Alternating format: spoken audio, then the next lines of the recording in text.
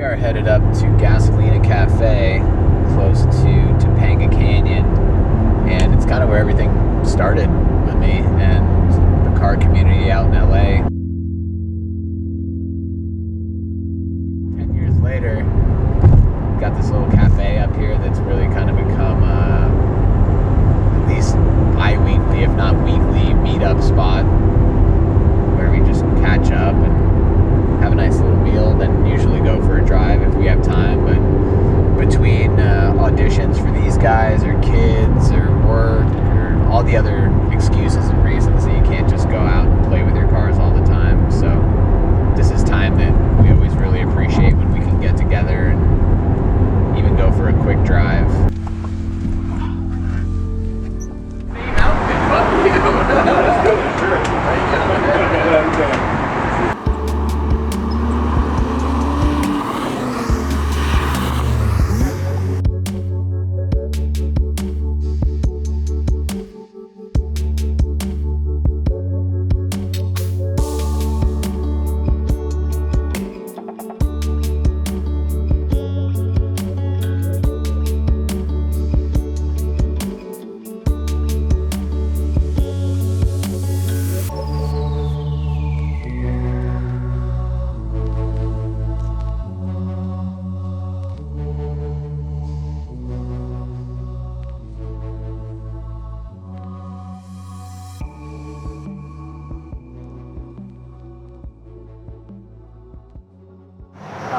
But in terms of the driving enjoyment and the engagement and like that almost hard to define, that kind of like esoteric experience you get from driving the older cars. Sometimes it's the smell. I mean, your car still has some of that. Yeah. You know, it's not the new car smell, but it's just that little bit. It's sort of musty and leather. Well, it's the personality. I think here's the thing. I think where's that personality going to come from? Well, it's different. I think it's a different kind of personality. You get into a new Tesla 100 and you put the thing in ludicrous mode and you go, and it's just a whole different experience, but that's why you have that thing. Now that provides an experience that you can't get in my car. But I think that to answer your question, you just need to have more than one. And when you have people who are dedicated car guys like us, we're never just gonna have one car. Because one car is not gonna do everything. We've got specific cars for specific needs. Can I use my turbo as a daily? Absolutely, I have, and it works, but I don't prefer to. You know, I mean, Right. So if I had a Mission E, would that be the car that I got in to go rip up, you know, go through the canyons in? No, it's going to be the car that I take my kid to school in.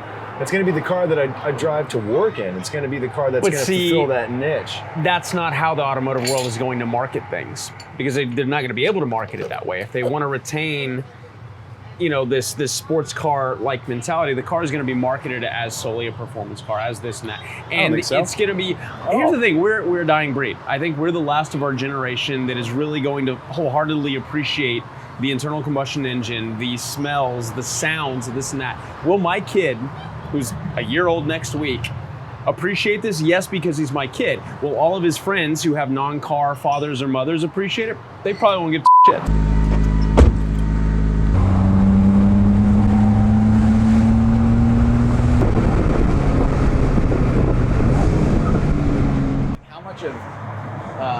This thing that we do is driven by wanting to share it with other people. I mean, for each of you. Well, a lot of it, look, that's the community aspect of it, right? Like, that's why we're all here talking, why we're about to go on a drive. Like, that part of it, to me, is there is a great, you know, I guess there's a big emphasis put on the community and how cars bring people together, for sure. From a driving standpoint, while I do like sharing my experience behind the wheel with a passenger, I'm a little selfish in that regard. I like to drive for me. Like, it's my therapy. It is my escape from things. I bought that particular car because of the way it's set up, because of what it is, so that when I'm having a stressful day, I can pull it out of the garage, I can drive 10 minutes, and I can be up in some of the best driving roads in the entire country, if not the world, and escape from everything for that 30 minutes or an hour by myself. Now, I will say this, it is fun to do that in a group setting like we're going to do here. You're still getting the selfish aspect of you and the car as one without having somebody talk your ear off in the passenger seat. Hey, you're supposed to go left up here. Or No, right. Scare the shit out of you if they're in the driver's seat. What? What are you talking about? There's no way I ride with you anymore. But no, but I think we both agree on that. Wait, hold on. You touched on Smart something. choice. You touched on something though that I think is really interesting about escape. I went for a drive a couple of weeks ago, and my little drive turned into 236 miles. Right. And it Right. can happen. Yep. But it was the choice of vehicle that I've got my 2016 GTI that I use as a daily, which is a perfectly capable, fun car. However, I chose that, and that whole therapy aspect of it. It's the other reason why I don't think that true car people will ever just have one vehicle for everything, because you have a certain emotional attachment to certain vehicles because they provide different things. Very true. We have to keep in mind, though, you and I live in a bit of a bubble in the sense that, we're older, so we've done more in life, and thankfully we can afford to have multiple vehicles.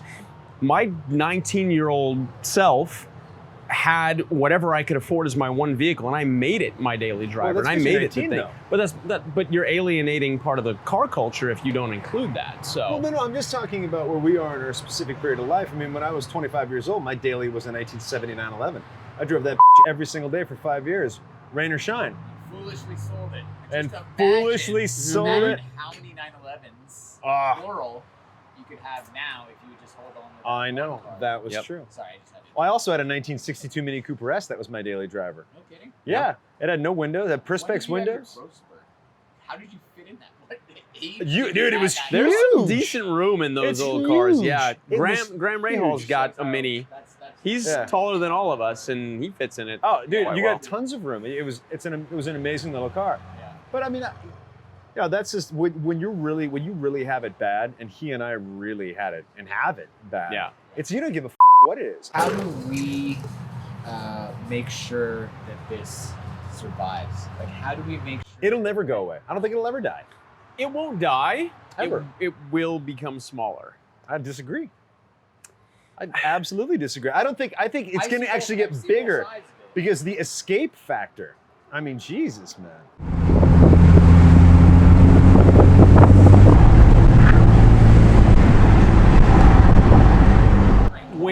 So I think there will be, with everything, there's highs and lows, and I think there will be a massive lull for a while in terms of the appreciation of the automobile. I think there will always be a niche group of people that love what we love and that will do what we do.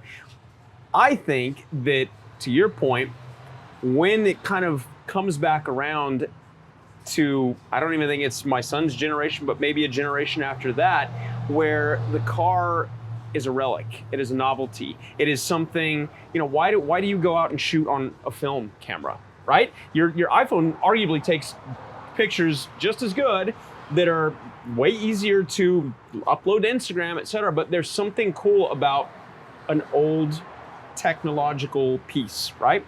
I think when cars become that, that's when that next generation or whatever will look back on it and be like, wow, people used to just drive to drive.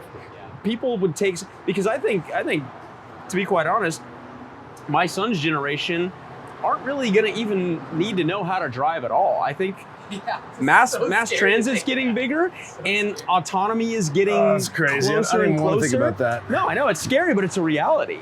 And so I think the convenience is going to outweigh the novelty for a while until it doesn't.